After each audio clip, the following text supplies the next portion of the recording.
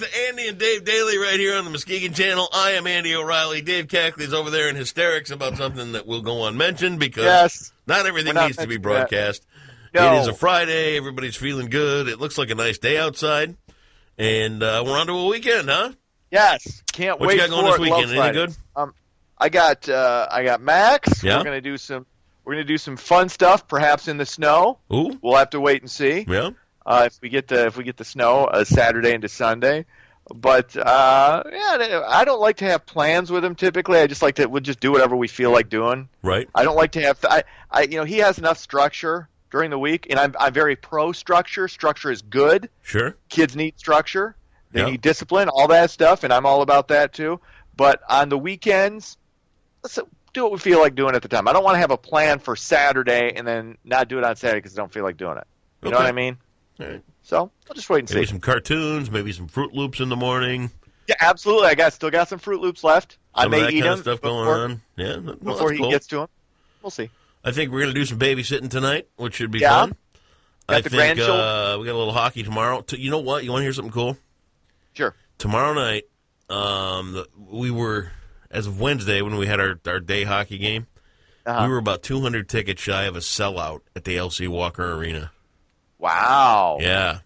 That's so pretty cool. Tomorrow night is looking like we're going to have a completely filled arena at the LC Walker Arena. It's going to be Veterans Night. There's going to be all kinds of pomp and circumstance and honor for veterans and all that kind of stuff. Jersey auction after the game. Really going to be a big to-do. So I'm already getting some adrenaline going on about that big of a crowd inside the LC Walker Arena. I'm really hoping the team comes through and puts on, let's have a couple of good fights. Let's have a couple. Yeah, exactly. Old-time hockey, Eddie Shore. You know what I mean? Yeah, I'm all right with that. Yeah. Hey, Hannerhan. Suzanne, never mind. Let's put on the foil, boys. It's time to get out there and have us a hockey game. Want some? They brought their toys. Then we got a Sunday afternoon matinee game, too. Cool. All right. So that'll be fun. Yeah. Good time. In the meantime, we've got some news to do, and Dave Cackley is the Walter Cronkite of our generation, so we're going to have you go ahead and do your thing. All right, let's do it. President Donald Trump talked economic nationalism in Vietnam earlier today. Trump issued a stern rebuke of trade practices that have harmed American workers while insisting previous presidents are to blame. Trump said, quote, "I am always going to put America first the same way I expect all of you to put your countries first." Now, I don't have a problem with that rhetoric. That sounds good. Right. Agree with it. But at some point, you can't and I had this problem, and this goes back all the way to Jimmy Carter. Carter did this. Reagan did this. Clinton, Bush, Obama. They all, I inherited X. And the reason this is going on is because of what these guys before me did. At some point, I don't want to hear you bitch and moan about how hard it is. Just do it. It's at this point now, you're the president. It's on you. It was on Obama. Now it's on you. What are you going to do from here? I don't care what he did. I really don't. Right. You're the president now. So, we'll see.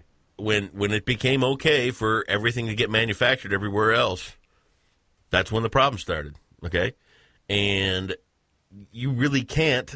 I mean, American workers lost all these jobs, yada, yada, yada, yada, yada. Well, when it's okay for a company to go make an alarm clock somewhere else in the world and pay somebody $1 an hour compared to $15, $20 an hour, where do you plug the hole in the dike? No, here's the problem. The problem is these jobs aren't coming back. No. They're not going to come back. No. You got to do something else. If you're in manufacturing, you better upgrade your knowledge. You better upgrade your skill set. You better prepare for your job to be gone.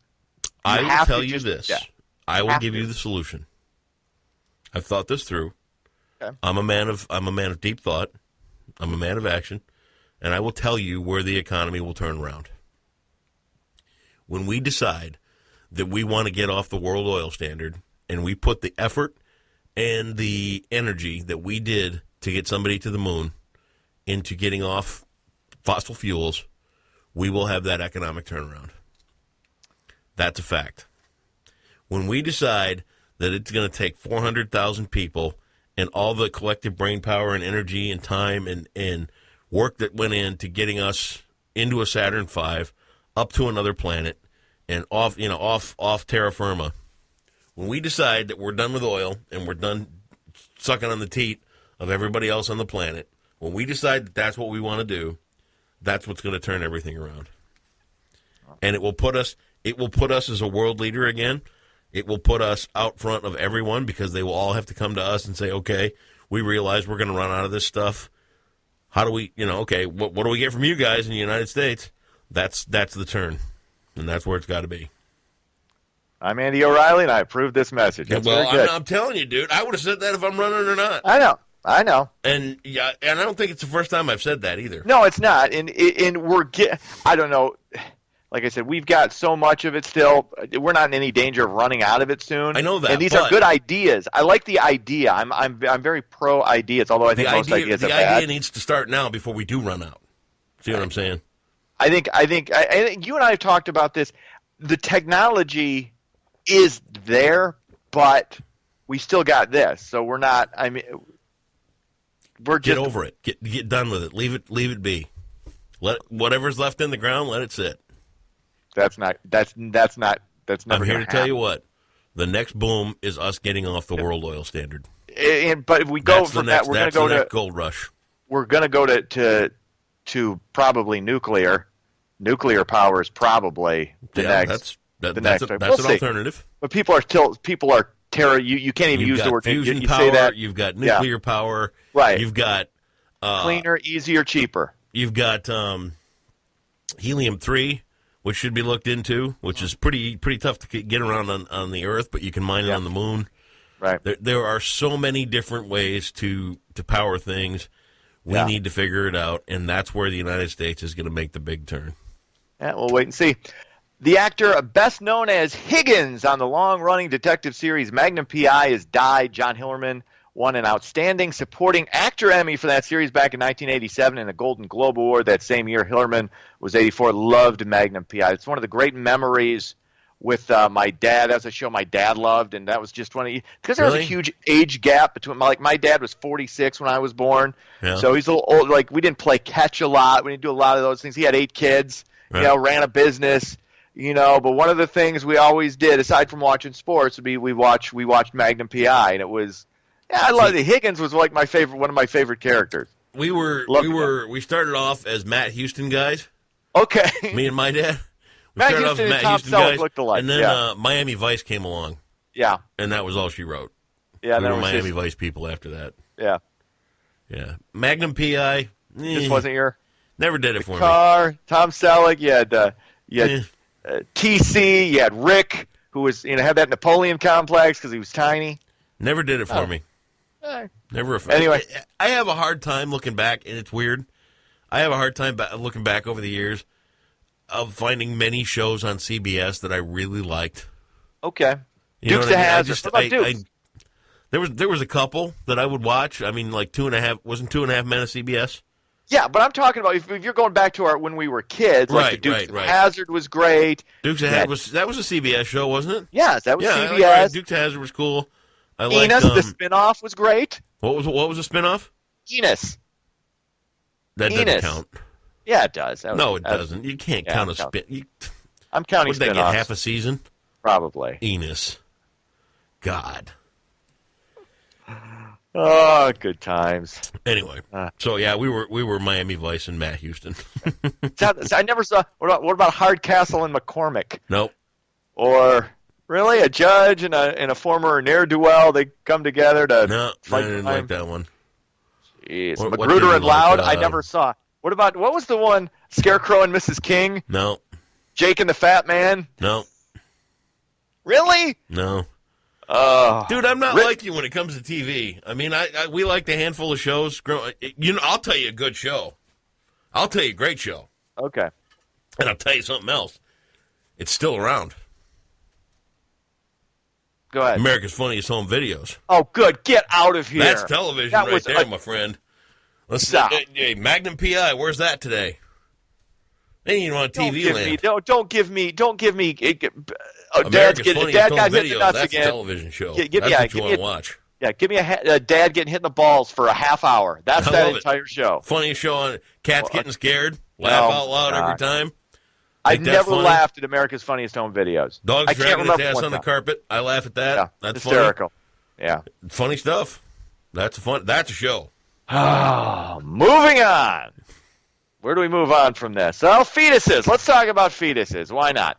Fetuses would be defined as people and counted as a victim when it came to determining an offender's sentence under legislation passed by the Michigan House of Representatives on Thursday. Republicans say the bill protects the sanctity of life. Democrats say the bill goes too far by mandating a fetus be counted as a victim instead of leaving it up to judicial discretion. And this just becomes, the abortion debate again. Yep. I'm one of these people.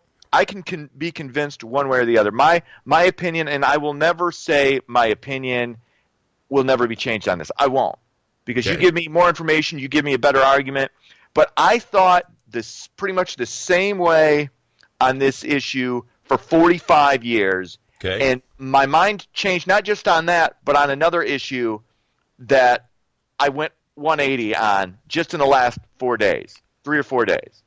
Okay. I went from being pro-death penalty and pro-choice to pro-life and against the death penalty. Really? Because, and the reason and this is nothing, this is not judgment on anybody else. This is just, I just find the arguments on the other side of those weak. I just do. I look at it like this. I'm for the death penalty if you're barbaric enough. Okay. I think if you've decided to, take somebody else's life in a fashion that, shows no mercy and shows no remorse and things like that, well then, okay, fair enough. You pay the ultimate price. Now, on abortion, the thought of it horrifies me. I literally can't imagine. And I'll tell you why. Never had kids myself, okay? I never had kids on purpose because I was afraid that I would do more harm than good in the state I was in my child-rearing years. But I think that free will is something that comes from a higher power than any one of us ever understand. I think that a woman's right to pick and choose what goes on with her body is up to her. And in as much as I would discourage anybody having an abortion because there are so many alternatives, I mean, so many people waiting to adopt, so many people waiting to do, so many people would love to give this child a good life for the state to step in and say, you can't do this. I think you're playing God at that point. And I don't think that's right. I look at it as in the arguments for that side that you take rape, you take incest. Okay, let's get those off the table. Yep. I'm willing to. That is a tiny percentage. Because to me it becomes a convenience issue. Right. Most of these are performed as birth control. Out of convenience. Yeah. Yeah. I can't sit here. And that's what I've kind of wrapped. I'm like, I can't defend that anymore. I personally can't defend it. I can't. I can't either. But I also can't take away what was given from God. You know what I mean? God gave humans free will. Yeah. He gave us the right to kill each other too. I mean, and you know what? Is you're an adult and you've made the decision to kill somebody else? Well, then you pay the price. And keep it. Yeah. Well, see that. Again, you got to remember what I said at the very beginning of this whole thing. I'm against abortion. I wish nobody would ever have it done. But I also think that it's not on us to it. And I hate it. I hate being where I sit in this mindset. Well, let me ask you this, and I'm not, and I understand the problem with punishing it because I don't know how you punish it. That's would be the major issue. And what do you do? But at the same time, with all this we say, I can't. I hate it. I hate it. I hate it. Why do you hate it? Why deep down do you believe you hate it? Why deep down does it really not sit well with you? Because it's the end of a human life. Could it be could it be because it's wrong? Because at the end of the day, when you think about things that are right and wrong, at the end of the day, in almost every case, it's wrong. I'm not, once again, and these are just personal views. I'm not judging anybody. I don't disagree with you. But I'm simply saying that free will doesn't come from man. I agree with that. There you go. All right. So there you have it. And when it comes to me, when it comes to the death penalty, and I was pro death penalty for the longest time, and then I'm like, I've just heard too many lawyers that it's, if you're wrong once, if you're wrong on this, you can't take it back. No. That's my problem with the death penalty. If you're wrong, if we get it wrong, we can't write that. There's no way to write it, and that's where every other argument against that finality doesn't jive with me. But once again, I like that we can talk about this. There you go. That's good stuff. All right, sports.